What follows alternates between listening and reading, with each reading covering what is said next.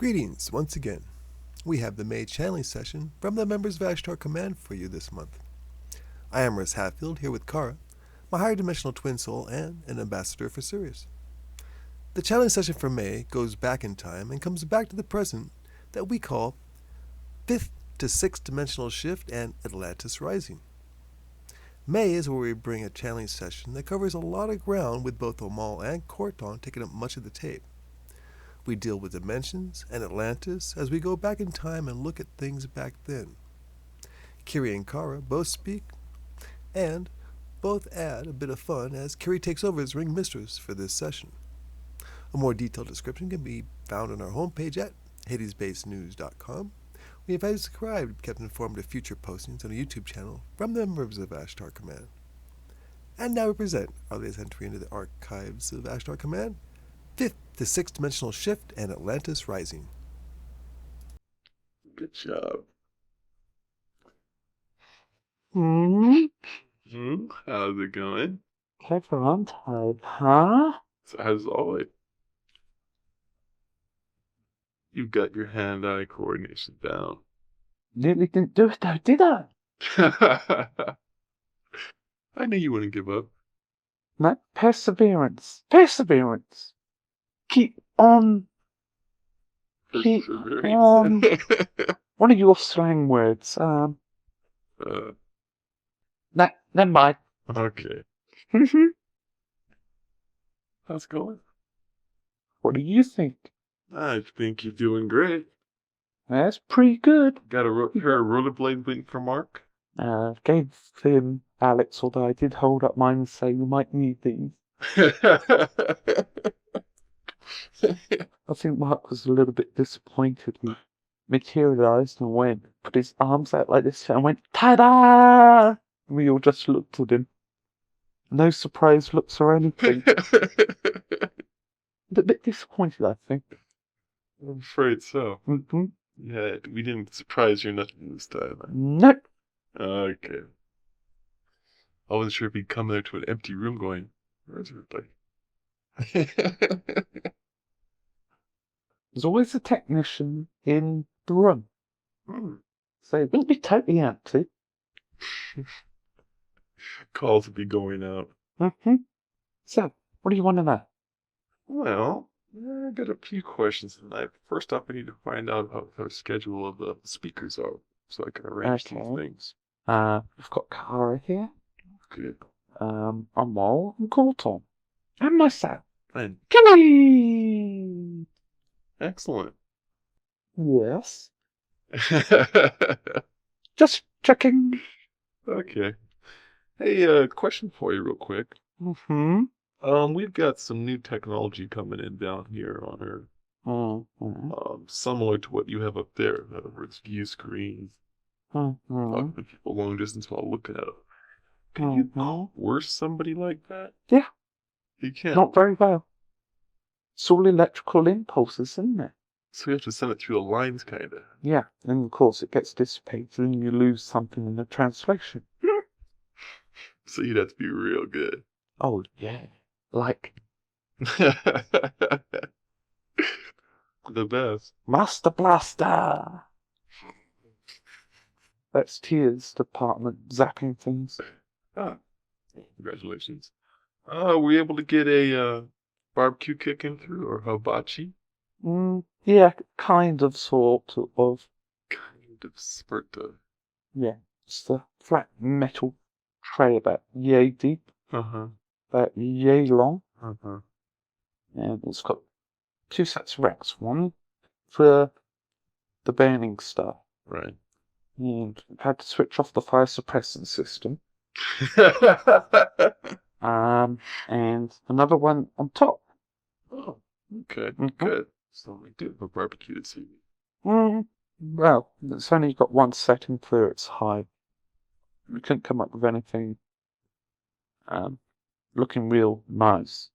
Well, it's a start. Mm-hmm. Okay, good. So, thank you very much for your assistance there. I appreciate that. You're welcome. The communication transfer. Mm-hmm. And Tia's very mobile at the moment. Is she? Yes. How she manage that? Commandeered a scooter, didn't she? That's not so much a scooter. It's more of a four-wheeled vehicle that potters along at about 5 miles an hour and follows where it's told to go. For example, if you say go from here to Cornas's lab, it'll take you the quickest route possible. Just avoid wild, out-of-control rollerbladers. Why do you ask? I'm just thinking. Any few people are allowed to use them. Emergency personnel, pilots, and pregnant ladies. You No. never got to use one. No. You didn't need one. No, I'm not an invalid. Oh. Well, it's so nice to have you with us this evening. And that's all the questions I have. What for you? Oh, okay. But since you're ring mistress, I always come up with stuff here and there as we go along. Yeah? I'll have something when you get back, I'm sure. It's just like other stuff I've got hot on the burner right now. Stop talking to you.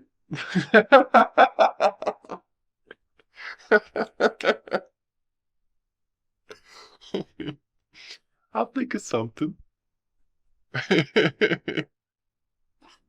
Men. Oh dear. Now, what did Karra say? Hold on, I'll ask her. If you find out that you are right, apologize immediately. And if I find out I am right, I will. Okay. It's so rare, though. True. Alright. Okie dokie. See you in a couple of minutes, darling. Yeah, because you don't want to talk to me. I will.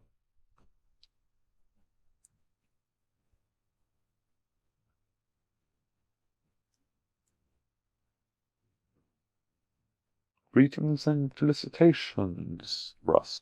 Greetings, Omal. Right. How's it going? And what did we tell you to do? Have fun, just goof off, have a great time, and I planned on that exactly till a few hours ago. Mark says, "Let's have a challenge session tonight." Did he? Yes. Great. Okay. Get busy. And luckily he did. Because you have oodles of questions. Ooh, do I ever? Yes, I'm picking up some of your slang, aren't I? Yes. We will have to do something about that. I like it. It's endearing. Okay. All right.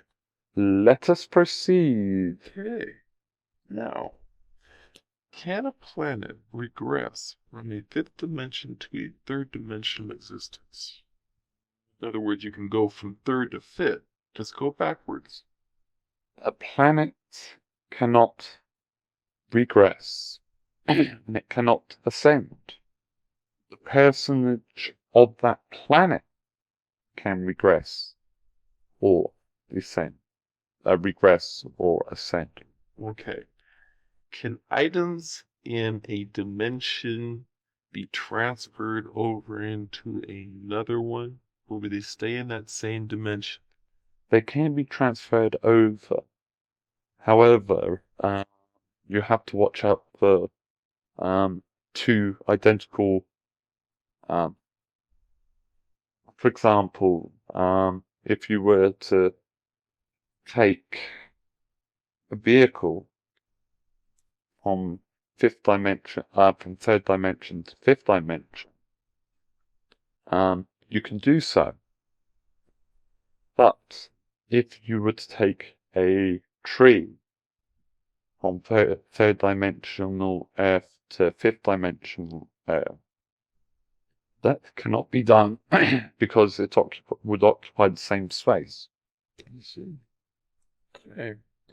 This night we're going to play around with some deductive reason. Okay. Alrighty. Now, in this case, we're going to go back a ways into Earth's history, back to Lemurian Atlantis. Okay, Watson. Okay. Now, as I perceive it, it would appear to be that Lemurian and Atlantis both were existing on a fifth-dimensional existence at the time that they were indeed occupied while, let's say, Maxis or Naxos were here. Mm-hmm. Okay. And that at the point in fifth dimension where Lemuria is, it was a base that was serving a purpose. Mm-hmm. That people were attacked by people who also resided on the fifth dimension. And war begins. Mm-hmm. Okay. But the survivors start a new civilization, Atlantis, later on, without those folks who had been attacked, which we've already gone over them.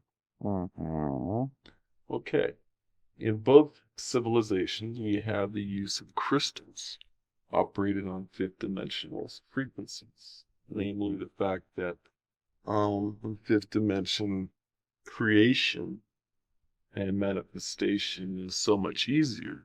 Therefore, where we get these ideas about manifestation and porting crystals in Atlantis were, in fact, very quite easy due to the fact that they were operating conventional evidence. Mm-hmm. And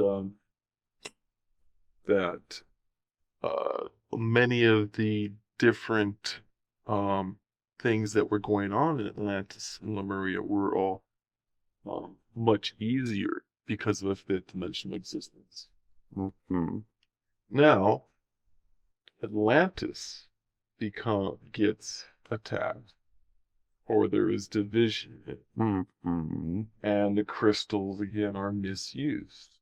Mm-hmm. Only this time when they're misused, they force a breakover from fifth dimension to third dimension due to the fact that instead of operating under oneness, all of a sudden everyone's operating in a total of individuality, more third dimensional type of mind existence and mind thought. So therefore, the personages involved, as we said, all de-evolved back down to third dimension, which would explain why there's no evidence like of broken cities and stuff under the ocean that would only occur, I mean, it looks as though there was nothing ever there. That's because on third dimension, nothing ever was there. It could have been above the ocean, Mm-hmm. but there was nothing built there. Okay, this presumably is not your own idea. Oh, this is what I'm making.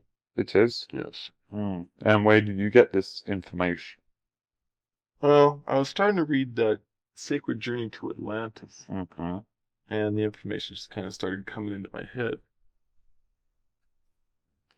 Okay. Let us start at the beginning. Okay. First of all, what is the fifth dimension? Space. Correct. It is a working space. Right. An object can be a mile across, but yet it may take 10 miles to walk across it. Or it may be 10 miles across and only seems, when you measure it, a mile across. Mm-hmm. Or takes that length of time. Right. So that would mean that the fifth dimension is out because it is a working space. Okay. So it is not fifth dimension. So, well, since I'm not familiar with sixth, It's not sixth. It is third dimension. it's third dimension. Yes, because of the behavior patterns are very third dimensional. Right. I admit, up in the sixth dimension, they can be pretty barbaric from time to time. But they do not go in on protracted vendettas trying to destroy each other very often. For them, it is more a sport. Okay. Okay. So therefore, your theory... Shot. Exactly. You should know we have stated in the past that the fifth dimension is just a workspace. Right, but since Hades' base is a working space in fifth dimension, why couldn't there be a working space here on Earth? It's a planet, same as Mars. Mm-hmm. So, But the engineering feats to maintain a base in fifth dimension are quite considerable. And we only take up a small area. Now you're talking about a whole entire continent. alright. Think about the engineering feat for that. The sixth dimension certainly is very possible. Fifth dimension, the engineering feat to hold something,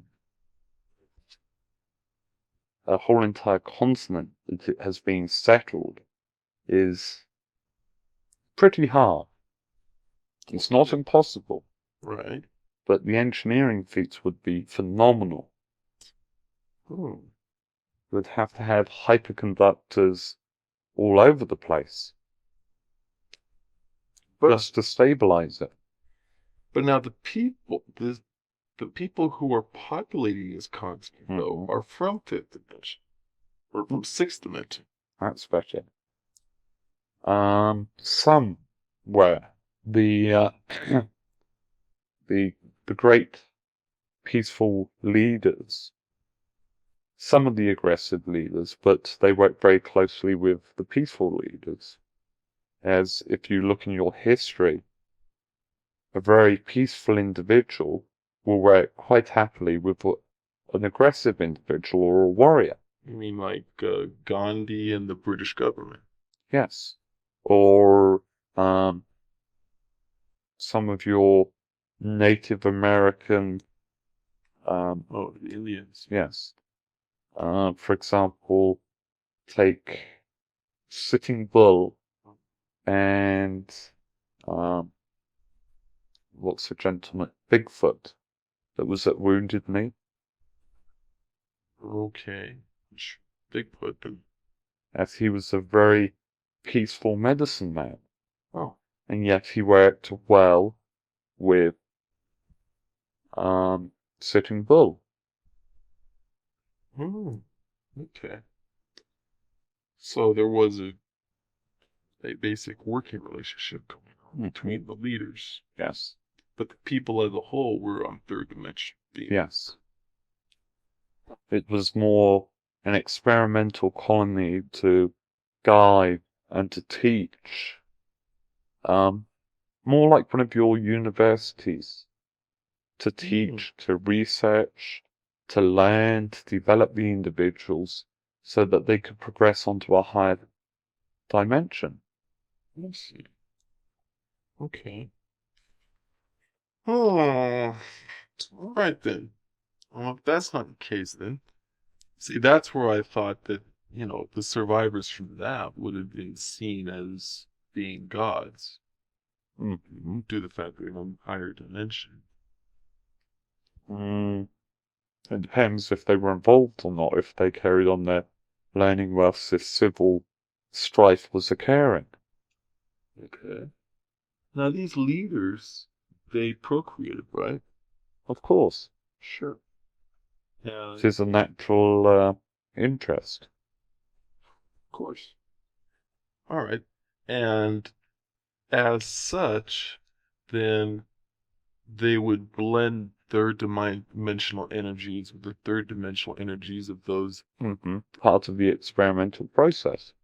Right. All in the name of science, you know. Of course. Which is kind of where we're going back to now, you might say. Okay. Now then, what kind of genetic passover does that union make? I mean, for example, can a person of sixth dimension pass on that sixth dimension onto their children? No. They have to be evolved enough to arrive at the sixth dimension on their own. They can pass over some of their capabilities. Right. And that is the way that it works. Now, would that mean also they wouldn't have to pass over their own? They could pass over some from a gene pool, such as in artificial insemination and such. And so these traits would be carried on to those people living in Atlantis who were part of the experiment. Correct. Okay. Now, since we've already discovered that that was the root race of what we're working with now, as far as people here on Earth, then that would explain, again, the capabilities, the psychics, memories, yearnings to be back on that dimension, things like that. Okay. Now, we won't progress further just yet because there is a statement that needs to be made. Okay. Now, the only way that you can get a third-dimensional civilization to maintain a steady existence in fifth dimension is by using large hyperspatial converters and a vast gravity field. Wow. Why? Because that is the way that it works. I mean, are you increasing the vibrations of the area they're in? Yes. You're making it more dense. More dense? I thought it was a higher dimensional or higher vibrational frequency or what? Yes, it makes it higher. It makes it a higher frequency, but it makes it more dense so that that area is stable. Okay. And one of the ways of doing this is by using a binary system, meaning two suns orbiting.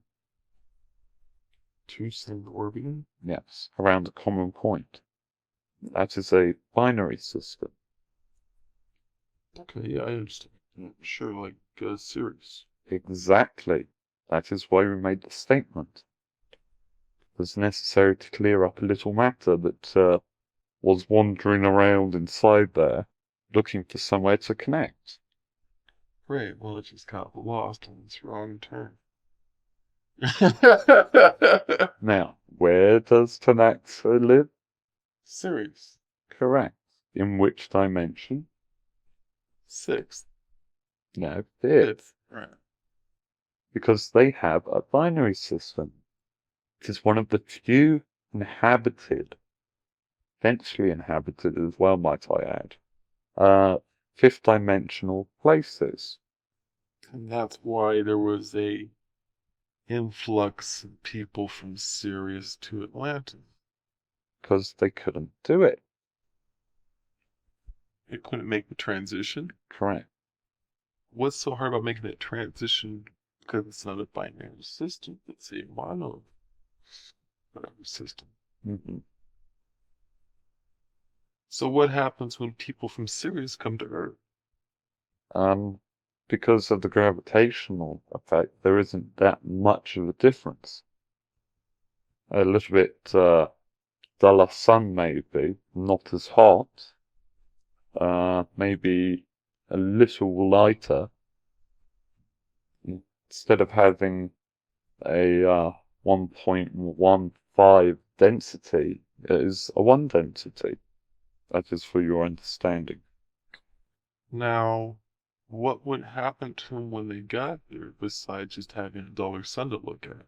A little bit of disorientation to start off with. Yeah, like time, jet lag. Jet lag, yes. But only in this case it would be time lag as well. Huh. And also, they would be clumsy due to the fact that it being a lighter atmosphere. The air is a little bit thinner as well, so they would, to start off with, be short on breath until they adjust. But these are all biological problems. Physiologically, because of their disorientation, that their capabilities would be reduced. until they became orientated. Some people may never become orientated. Others may do it within a day or two. Okay. So now we're looking at beings from 6th, 5th, and 3rd. And why never 4? It's tough. Mm-hmm. Now, the question becomes, is it possible to create a working space of 5th-dimensional energy in an area, say, size this room? What are you heading for? Well, we're shooting toward pyramids, I believe, would be the next logical phase of this question. Mm-hmm. A 5th-dimensional working space within this room, within this pyramid. Correct. Do you have the correct hyperspatial condensers? Well, I want me to tell you how to build one. gee, with at least an erector set, right? You would need some very rare earth elements, which I don't think you have on your planet. Teridium. So they're not really earth elements. No, we use earth elements, your understanding. Okay. Quite a number of different types of composited that can withhold extreme heat. A detonator, a nuclear fusion generator, cold fusion generator. All these things go together. Be tough to stuff in a little room, I take it. Yes. You could probably build the equipment, but it would take up this one. Okay. So you'd have to build it around this pyramid and have a crawl space into the pyramid. Right. And then what would you tell your mother? It's a science project, Mom. I'll see you in a couple of years. Especially when they come around with the Geiger counter. No doubt. Okay, well then, why do we call pyramids doorways to other dimensions? Because they are. You can pull yourself from one dimension to another through them. Alright. Now, But very seldom the physical form. okay, that's my next question.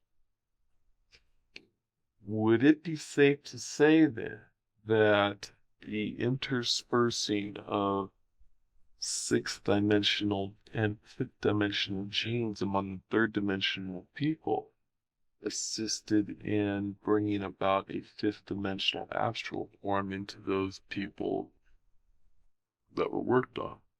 Is that where astral projection is from, though? Is that a 5th dimensional manifestation of the human body? No, not really. The astral form is more a form generated by, for want of a better word, the soul. Where all the information is stored. Okay. But it's capable of traveling to higher dimensions. Yes, of course. You yourself do that. And the channeler does, not to forget. Right.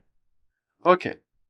Now, where would the Arcturians be based right now on Earth if it wouldn't be for Atlantis? It would seem that'd be the most natural place for them to be at right now. Mm-hmm. I mean, they could be on another planet and make a trip, but why bother?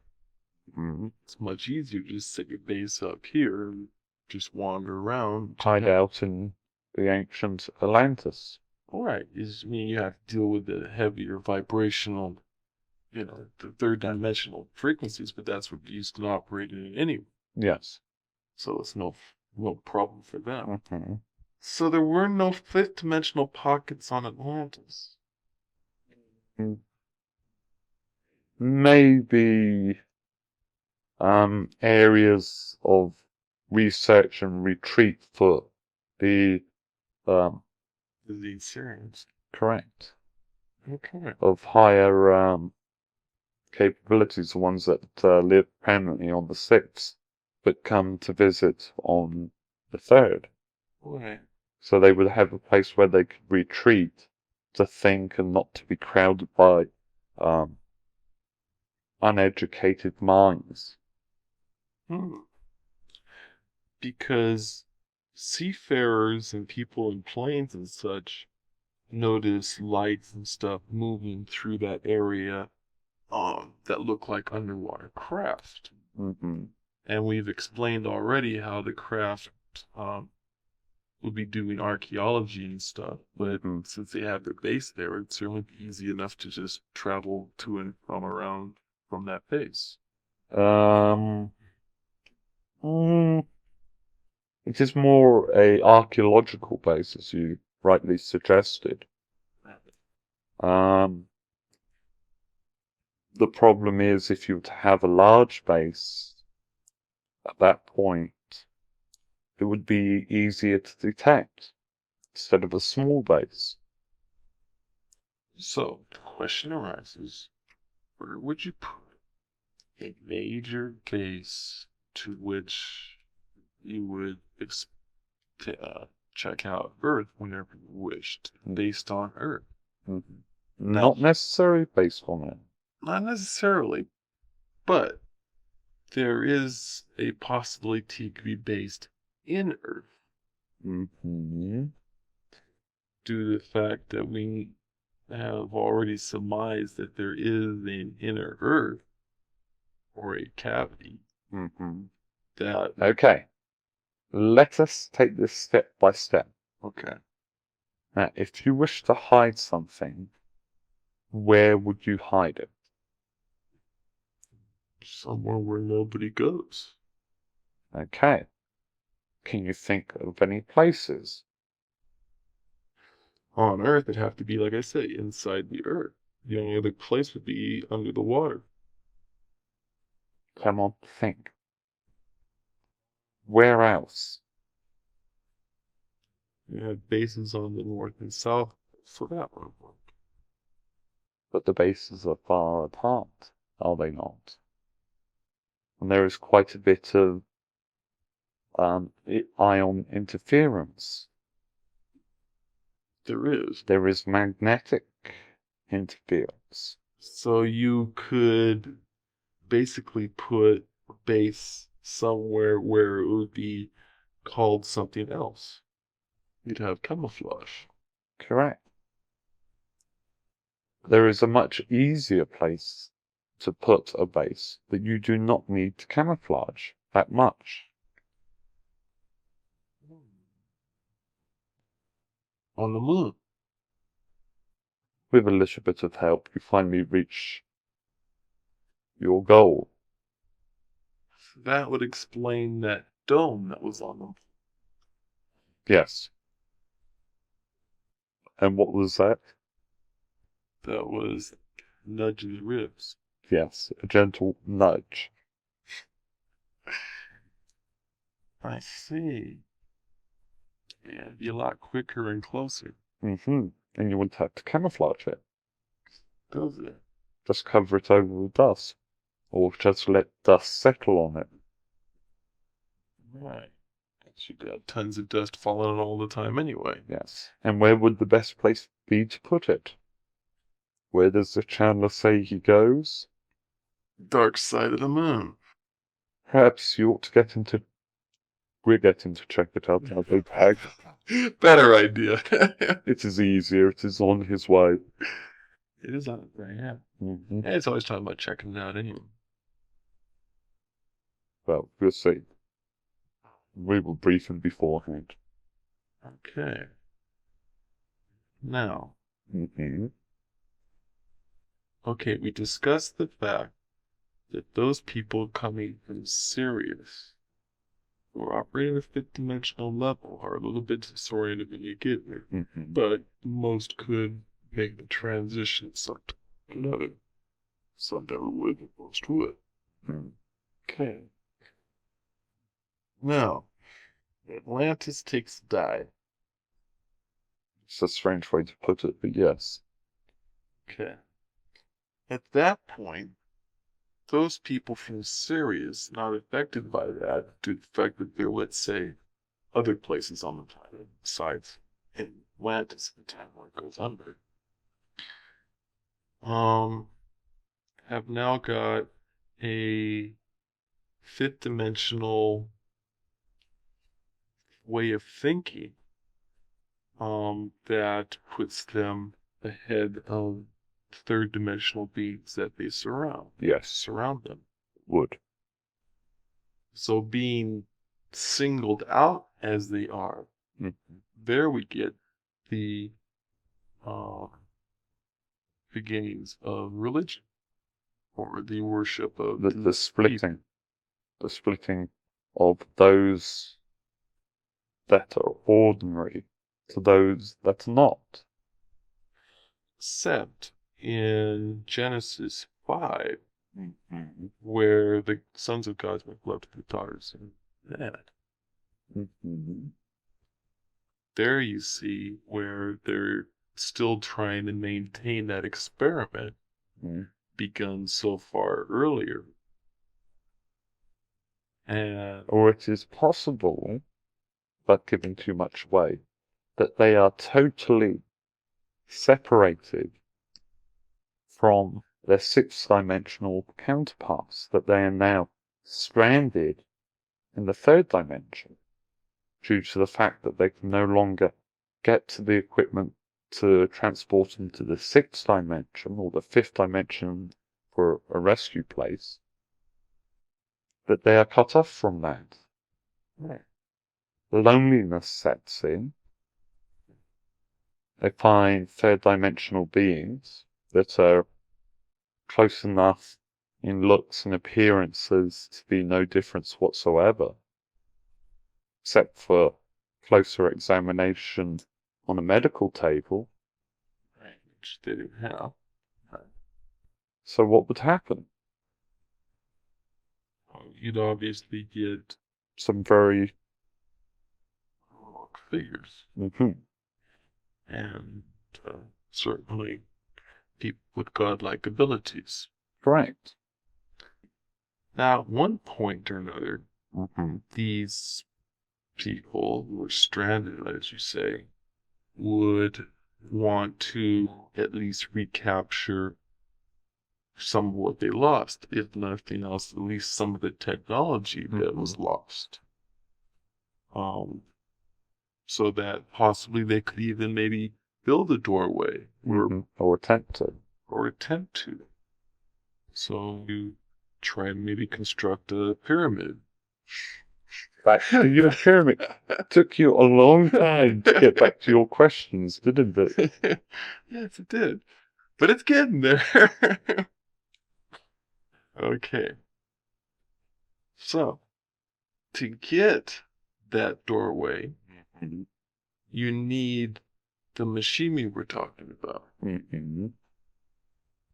So, you'd have to be able to build a room big enough to house it, and be able to put a space in for the operator to travel through. And which pyramid are we referring to? Probably the biggest one I can think of time being. Which is Giza. Great Pyramid. Of course.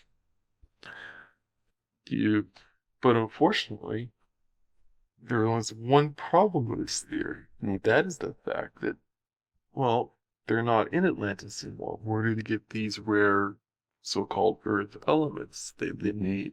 How do they build a cold fusion generator? How do they build a hyperspatial generator? Condenser. You don't simply do it out of Thin air. No. You need a little bit of not only technology, but you need the materials, you need the fabricating everything. Well, you can start by going to where Atlantis was and try to salvage some of the equipment. True. And if you're fifth dimensional, you certainly have the means to do so. Mm-hmm. Or there's another way you can do it. It would be much more difficult, and it'd take a lot of practice, and that would be to manifest it out of memory. Mm-hmm. And you'd have to have very clear working memory of exactly dimensions and everything that you're working with. Correct. And as the descendants, they wouldn't. Right. You wouldn't be able to. But what other purposes does the pyramid have? It's a radio. Correct. You build the pyramid. You get a large crystal that could be salvaged from somewhere else. You set it up. You set up what equipment you can to keep it operational. And what do? You disguise it as something else. That's not what we're after. You create what? You create a... With a group of people, what would you get? energy focus. That would be part of it. You would get a executive, conductor, primary, secondary, and hail as loud as you could in the direction of Sirius on the fine focus, where hopefully somebody in the third dimension, that is sixth dimensional, would hear it. Or not. So it's a calling for rescue. Yes. Basically, what do you say when you need help? July Day? Mayday. We knew well. So, But isn't that the Russian New Year? yes. In other words, you don't want to build a doorway. You don't have everything you need to do it with in the first place. Correct. You just want to get help. So, for example, if I'm on another planet, Mm-hmm. and I've lost my radio, and I've lost my ship, and I'm just stuck there, I'm going to try to find the best way to build something to contact somebody and let them know I'm here. What would you do if you were a sailor and you were shipwrecked on an island? Send smoke signal. Make a fire. You can see the smoke by day, the fire by night.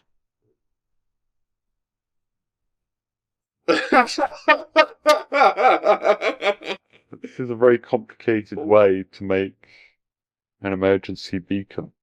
Yeah. Funny you should say pillar of fire and smoke by day. There's a reference in the Bible I recall very close to that. Needs more work. Okay. Next question. Alright. Took you almost half an hour to get round to your question, didn't it? That's alright. It was a worthwhile half hour, I have to admit. Nice debate. Indeed it was. Alright.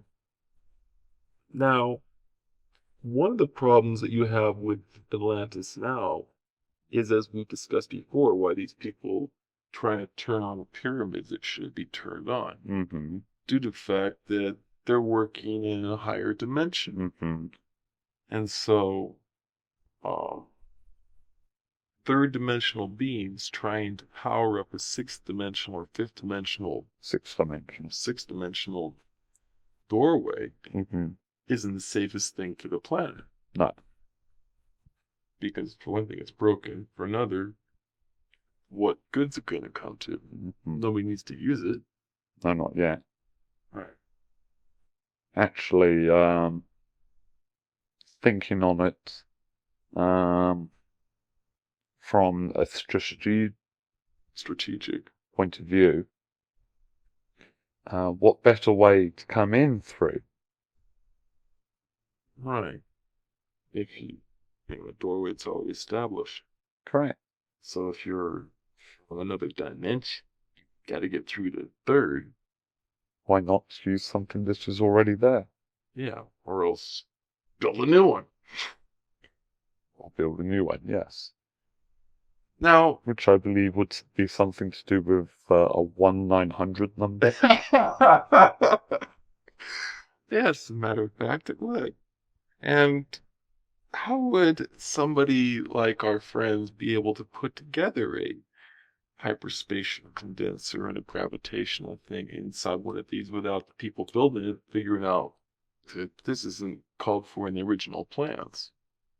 How would you?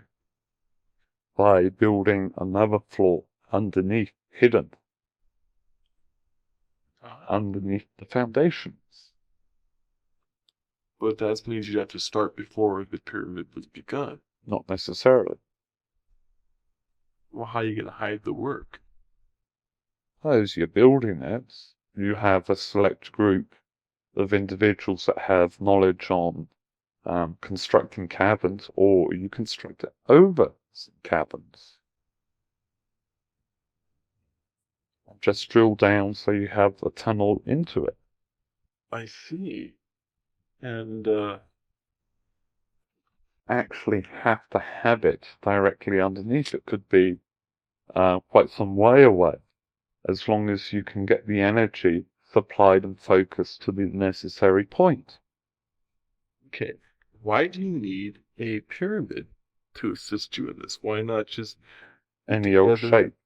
Yeah, why not just put it in the square ball? Hyperspatial condenser, crystal, gravitational field.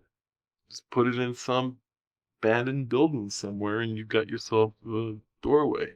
Yeah. What's the purpose of a pyramid then? A pyramid is the strongest shape there is, Right. because it is made up out of triangles. Right. It has natural shielding. Right. A square does not. A square can be broken. A pyramid takes a lot to be broken. So you'd basically, it's for defensive purposes. Protection would be the better word. Right, but I mean, Protection externally and internally. uh, If anything goes wrong inside, it holds the trouble in. Anything goes wrong externally, it holds all the external influences out. well, Why does a pyramid feel so peaceful? see. Mm-hmm. I see. Now, would this then would create sort of a bridge then? Mm-hmm. Okay, we have to get to the rest of your questions No, that's quickly. it. Okay. I mean, that's enough. Let's just start Okay. working on it. Thank you very much. You're welcome. And I'll try to have fun for the rest of the week. Yes. No research. No research at all. All right. Otherwise, we'll set Kiri on you. I was on a good roll there too until tonight. I didn't have square one done. Okay. Have an enjoyable evening. Alrighty. As always, it is a pleasure to talk to you. And also here, thank you. And I'll be back. Okay. We'll see you later.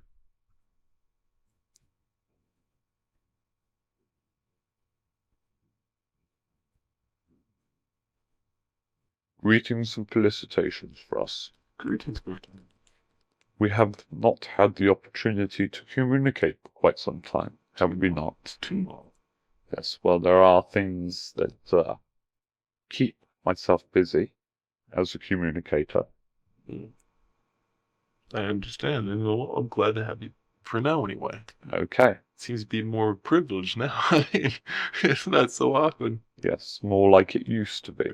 Correct. Omal does the teaching, I do the de-teaching. Yeah, you could put it that way. All right. We only have a few questions here to work with. Okay. Well, basically, I want to start off first off. This is semi-related to what myself and Omal were talking about. Mm-hmm. And this is that back in 1839, a gentleman by the name of Captain Robeson, sailing from Europe to America, ran into an island that wasn't on the maps. It just suddenly just appeared. And when they set down boats to go check it out, it was a lifeless island. And there were seas full of dead fish around it. And then once they got and they beached the boat, looking around and pointing around with the boat, they came upon a flipped arrowhead. Doing some digging, they found these two walls, and inside they found a bunch of bronze artifacts, shields, helmets, things like that. They left with those items, and then on the return trip, the island was gone. But it had been confirmed that it's been there by an independent source from another boat that happened to be going through the area. Does this show up as then being a part of Atlantis that accidentally came up all of a sudden? Basically, yes. Without going into too much detail, tectonic stress, expansion of the crust, bubbles of magma would temporarily push something up. Oh. And as the magma underneath came closer to the surface, it would be cooled by the surrounding seawater, which would do what? Turn it to rock. When something gets hot, what does it do? It expands. And when something gets cold, contracts. Correct. This is like the bubble would burst, aren't you? Basically, yes. What I see, the fish being dead, though, would be because the water had been boiled around that area. Not necessarily. The release of gases would kill the fish. Oh, sulfur and such. Correct. Oh, I see. Now what about the stuff they found inside? This would be then parts of Atlantis that had been pushed up all of a sudden. Correct. So we have the exact latitude and longitude for where this happened. Or part of Atlantis. Yeah, part of Atlantis. Were we to go back to that point and go and meet the water, theoretically we could possibly find evidence of a continent within there. Correct. Okay. Well, maybe we could do that someday. The humans as a race, that is. Alright. One thing is on a little news bit on MetaConcert. And that is our current popular media has been showing a commercial showing a crowd of people in this one room all thinking about the same thing. Bit of manifestation, PR work to bring about a car. It's a perfect idea of everybody, kind of. Okay. So it would seem that along with other items in our media lately, that there is more of a push to... You are becoming more accepted instead of being very strange individuals. Right, we're being shown this stuff's got some merit. Alright. Now, one thing I have to ask about is on thought forms and shields. Now, with a person with multiple shielding, are thought forms automatically kept in? Or yes. They are. So, to have an effective thought form, you have to release that manually. Correct. Consciously. Correct. So good. That means that thoughts that people have, like especially people who have shielding, thoughts that of anger and stuff from certain individuals would never want to get out to manifest. Unless, of course, it is a very strong emotion and overrides the shield, or if there is the desire subconsciously for it to get out and do its work. I see. So that even people who didn't have shields, they would have a natural shielding that would keep that thought form in if they consciously want it out. Depends on the subconscious. Okay, now, people who have no shielding per se, I mean, I've never had training like we've gone through, they do have natural shields, as we've discussed before. Mm-hmm. Now, is this a defensive measure that was set up a long time ago? Yes, it was. It was necessary to protect the individuals from more aggressive individuals. I see. So it wasn't to protect them from having these stray thoughts. No, it was to protect them from aggressive individuals Oh, I see. that may have stray thoughts. Okay. How do people get shields originally then? If they're born, they don't have them automatically, do they? There is the will to live, as in an infant. Right. A very strong will which will create its own natural shielding. Oh, even without knowing how. Correct. It's in the subconscious. Mm-hmm. Now, this usually consists of just one, unless the person has, like, say, an old long life where they know Yes. more about shielding. Right. So then the infant would build with maybe, say, multiple shields. Correct. Which would explain how some mothers can control their kids better than others. Correct. But it depends also on the strength of the individual. If the individual is mentally a very strong person, then they would have strong shielding. If they were mentally adult, then they would have very weak shields that you could cut through with a blowtorch. Okay. Figure of speech. Right. Now, do these shielding around the infants keep them from projecting their, their thought forms? No. Because they have such infant minds, they just release everything. Yes. So, that's why when they're crying and stuff, everybody around them goes, well, what's that? Yes. What's wrong with him?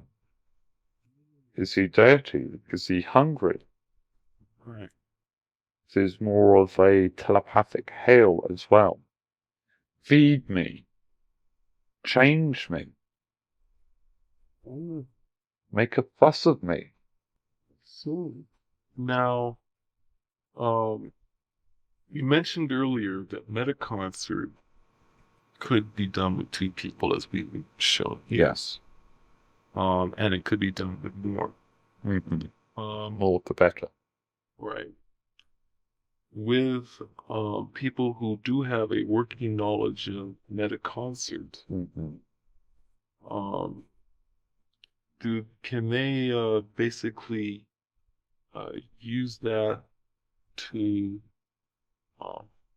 let's say bring others around them who could be naturally attracted to that form?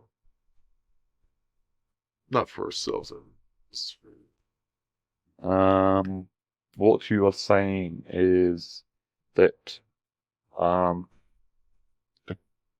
two-person metaconcert could attract other people of various capabilities. Right.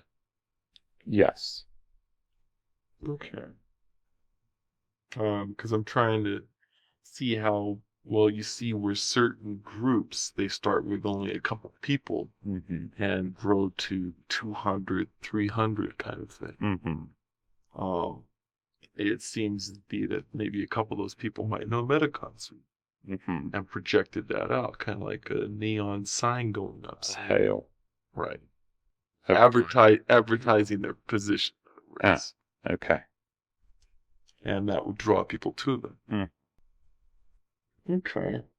Now, with the current situation we have going on with the Arcturians, is this similar to what's going on now? You said that they have the metaconcert program that we're working with.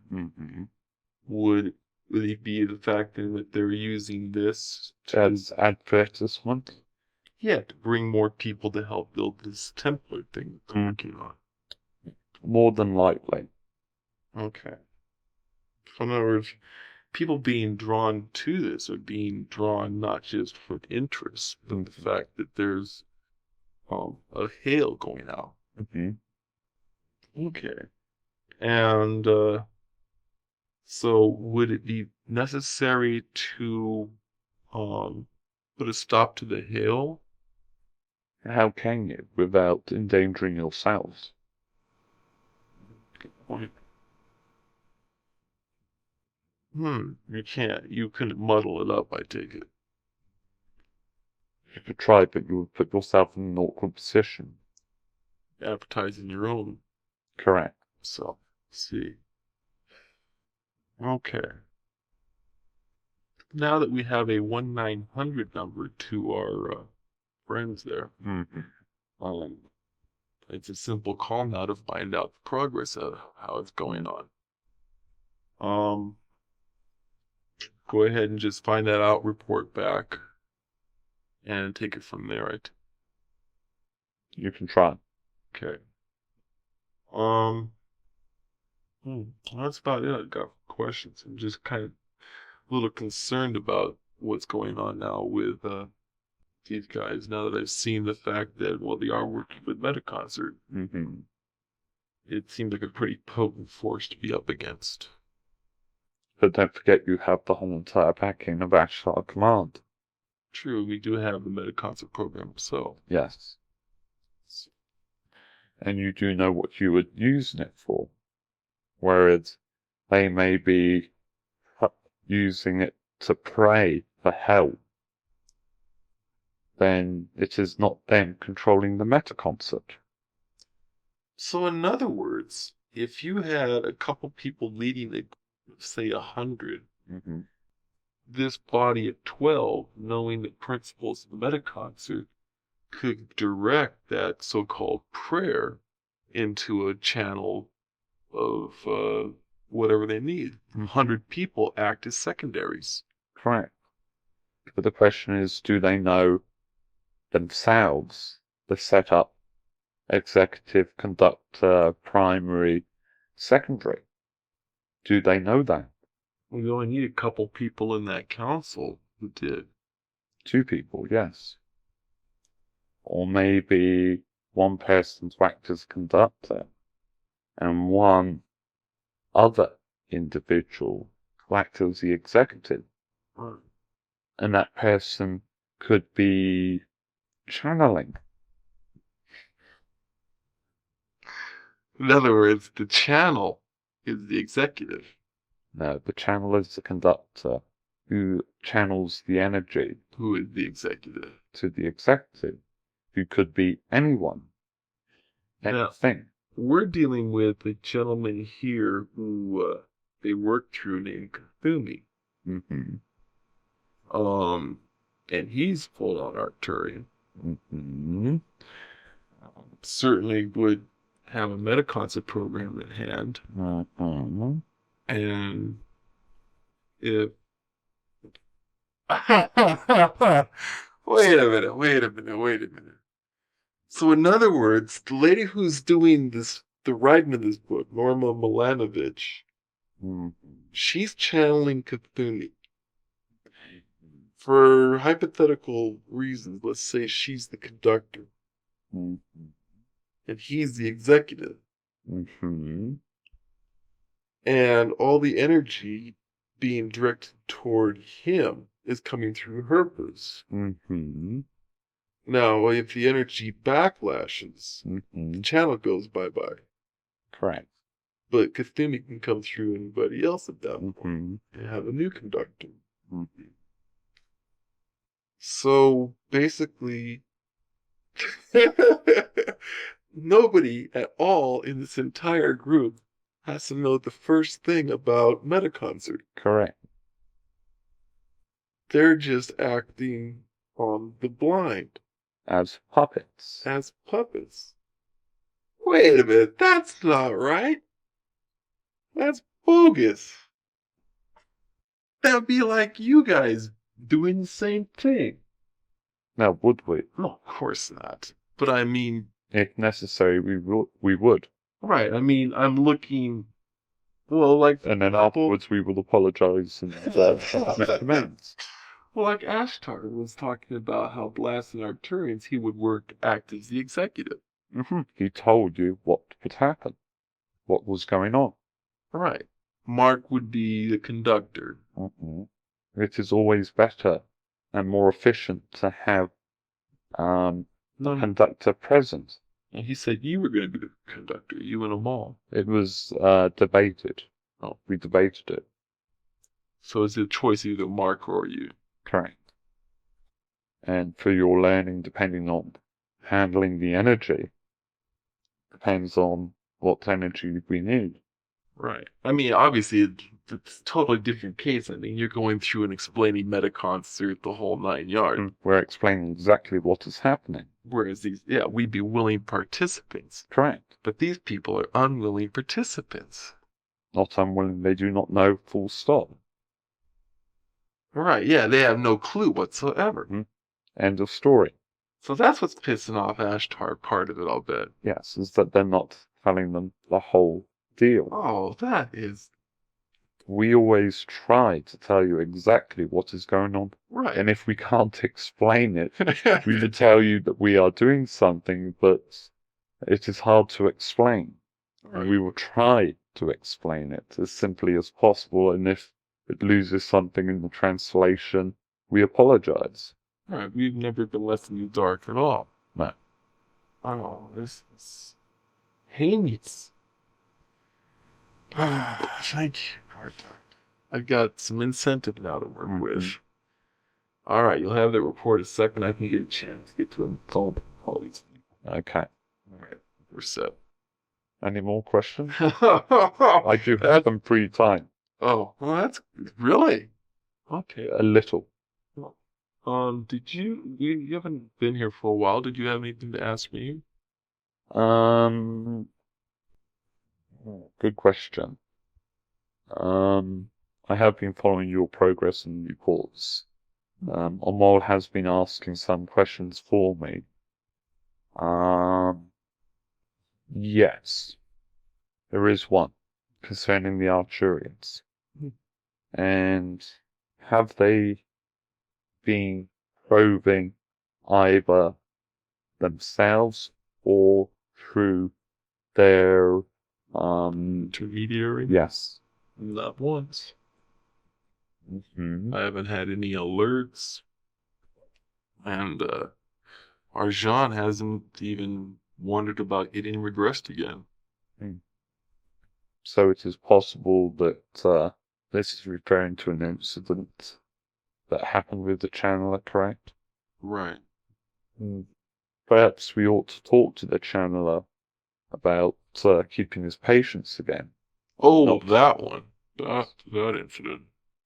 And not flying off the handle, losing his composure.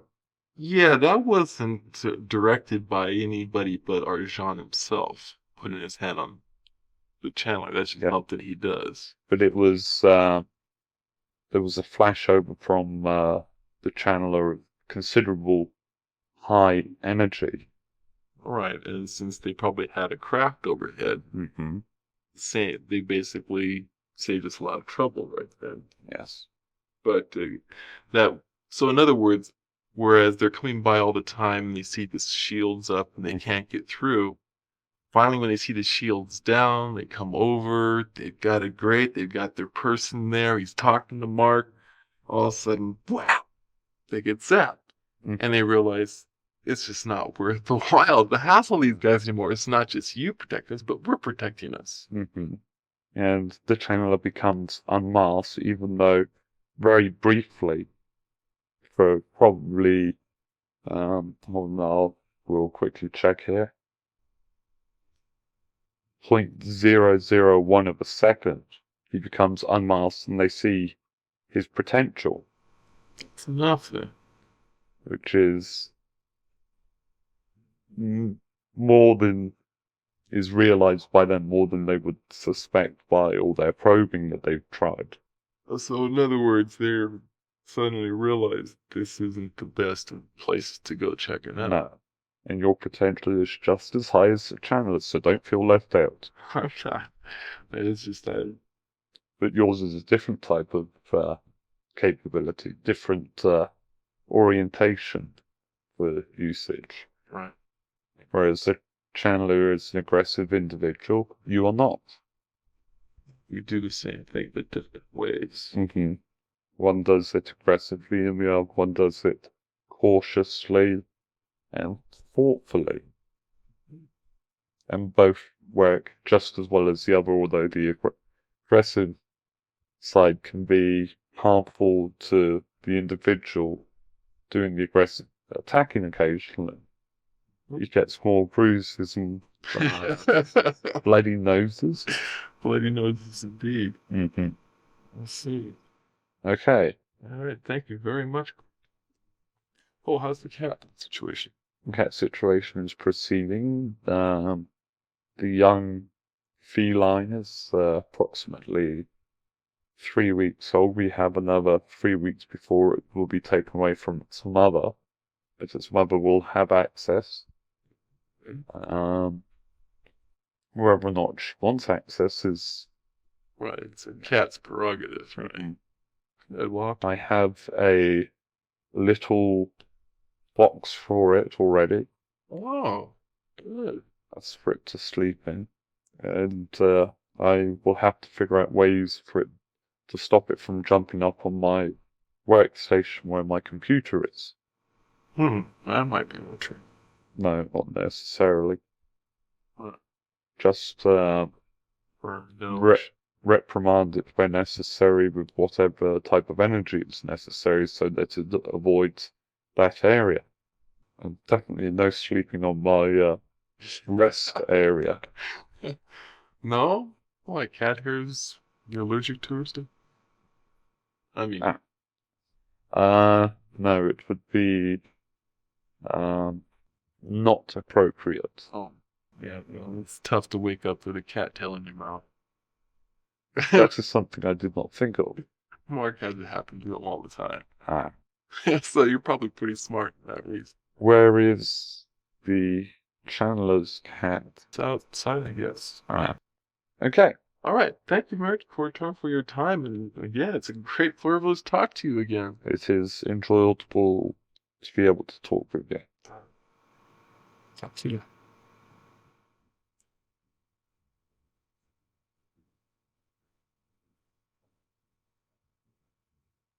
Mm-hmm. Yeah. Hi, Kiri. Yep. Yo, babe. What's happening?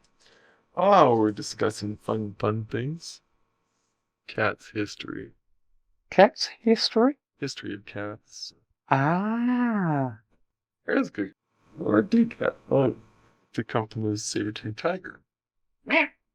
Where's the saber-toothed tiger come from? He comes from some of the small land rodents that evolved after the dinosaurs to turn into Beats me. petroleum phosphates. Petroleum phosphates? Dinosaurs? It's their eventual end was to become part of our fuel tank. If you insist. So, well, better put on the next person. Alrighty, share and enjoy. Okay. I'm out of here. Bye, love.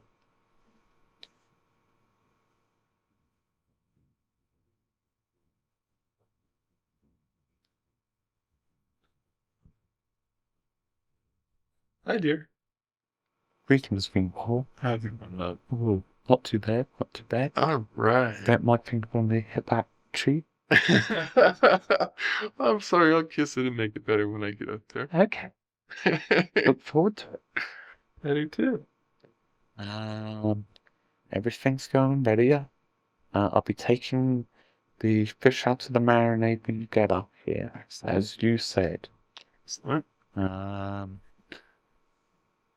Got the salad made. It's in the refrigerator. Oh, wonderful. I got some cocoa dessert, kind of jelly. Oh, like cocoa. a chocolate pudding or something? Yeah, something like that. Topped with lots of whipped cream. Yum. And a big crisp flout on the table for afterwards. Uh-huh. Mm-hmm. Any reason in particular? That would just about wipe me off the face of both planets this morning. Okay, we will wait until tomorrow. Okay. Well, I don't know. It could be workable, and as long as it's afterwards, 'cause I'm gonna be Of course it would be afterwards. So I'll be crashing out hard after I work with that thing. Tell you what, why don't you try... No, not yet. I'll have to ask about that. Okay. Okay. So, you got any questions for me? Sure do, and it's all about that crystal work we did this morning. Now, the way you had me set up with sending the energy through as going wide into the crystal, thin, wide coming out, back into me, thin, on the energy loop. Now, I noticed that drained me completely. And I couldn't really register the glow since I was trying to concentrate on the energy. You've got a lot of work to do yet.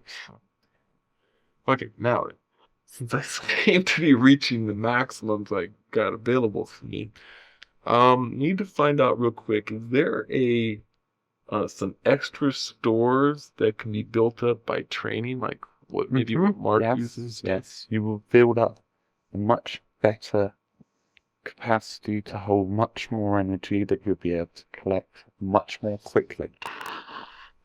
Okay, now my next question is, how? By enlarging your capacity by doing this. So it's a cycle. Yes. One makes the other. Correct. Okay. Now, is there a specific way I can go ahead and construct a storage place for this to make it easier, say, would that? No, it will do it naturally. You don't have to do any work for that. I don't. No. Okay, so the trick is then to just keep increasing the energy. And my energy supplies will run out when they run out. Correct. Okay. And I will find as I go along that I have more energy supplies as I work. Seems very self-evident. How much bigger are you going to get? Out there? Yeah. It Yeah. You look like a beached whale. Oh, yeah, we're going to have the barbecue by the swimming pool. Oh, we are moving it down there. Just point me down there. It's not that far. Private swimming pool outside the apartments here. Oh, yeah, it's down the hallway, yeah. For me, that's down there. Oh. Not in the apartment by itself. Do you want me to get you a scooter? Am I invalided? Any more questions? Yes. Did Mark tell you about the barbecue that they're planning? He wants to try to build. No. Yeah, he wants to try to build a barbecue in the backyard. I think you might have problems tonight with that. Well, maybe not tonight. What are you drinking tonight, love? Water mainly, with a slice of lime. Ah. Take good care of you. Okay, thank you. Appreciate it. But I'm not made out of china, you know. I know. It's a natural thing of a father to worry about. Anyway, that's all the questions I have. I know it's tiring you out. I don't want to tire you out. Okay, yeah, I was about to say, they'll not take me too long, otherwise I'll have to take a nap. That would interfere with... Right. No, we're going to have a great party tonight. Okay. Looking forward to just dinner with us. All right, and Tall, I forgot to confirm it with Tall, so he knows he's coming, though. Yeah, he's coming, and so he should be landing in about 10 minutes or so, and he's going to come straight from there. So he might be still in Europe and then fits there. Oh, and when you arrive, be careful of Toll's girlfriend. Katrina? Yeah. She's asleep on the couch at the moment. Oh, poor girl must be totally wiped out. Yeah. She came over just after you left and sat down and she's tired. She feels a little bit run down. And I minded her and she said, "Is it right if I take a little nap?" And I said, "Yeah." I got her a blanket and before I got there to give her the blanket, she was asleep. I have to thank her for that. Yes, she came over there She couldn't sleep. Yeah, she said she was missing Toad. So Oh. she came over in her night clothing. Well, this is gonna be great. You know, they're both gonna be reunited here. The part. Oh. Just that there's going to be one in uniform and one wearing a t-shirt. Well, I'm glad it's gonna be happening at our place. Okay. All right, love. Now take care of yourself. I'll be up there shortly, and we'll have a great time.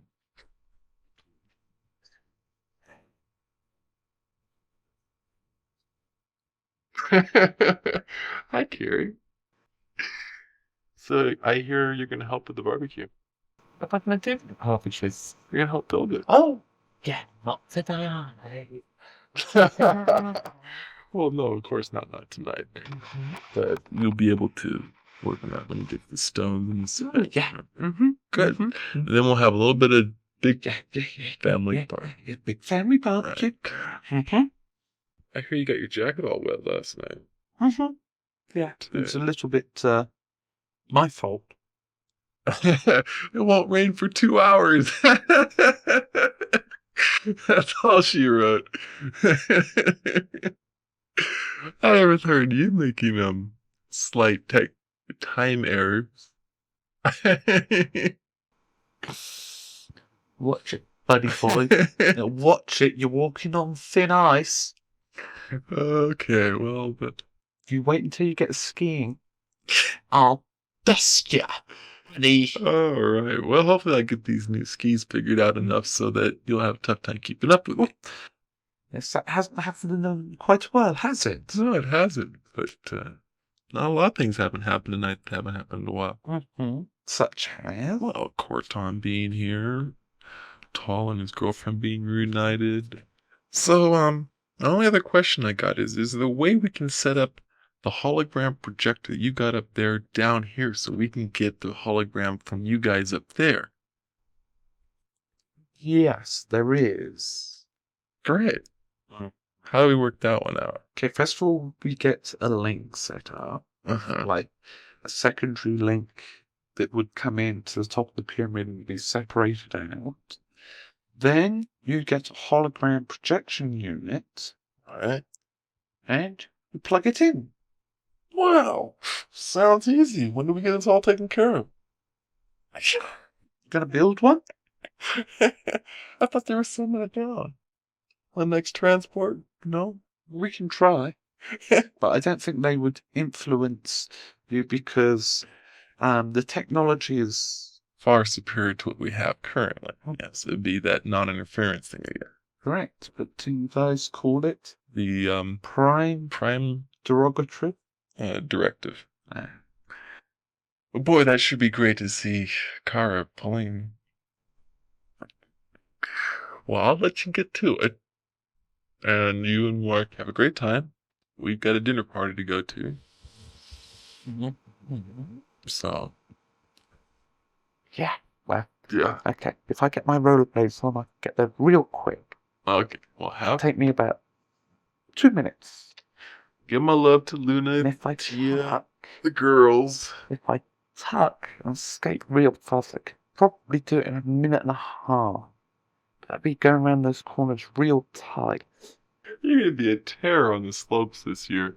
Because I'm not pregnant. That's right. And I don't want to get pregnant just yet because it's my ski season. You betcha. All Alright, well, Oh, I'll send it over. It's almost ready. what is? Your ski suit. Oh, thank you. Mhm. Great. Looking forward to it. And then I've got to work on a bikini for myself. And then Toll's girlfriend wants one. And I can make her a 2-piece, 1-piece. Can be fun. It's 2 pieces, but it looks like a 1-piece. Oh, sounds provocative. That's the idea. That's what she wants. Okay. She'll probably wear a t-shirt with it most of the time, except when Toll's around. Right. But she's got one of my other bikinis. It's got a big butt to it and looks very sensible. Well, we'll Not fix- that provocative. Thank you. You'll fix that, I'm sure. Mm-hmm. Okay, well, have a great time, Mark. And everybody, and Alex, the whole nine crew. You gonna get that for me?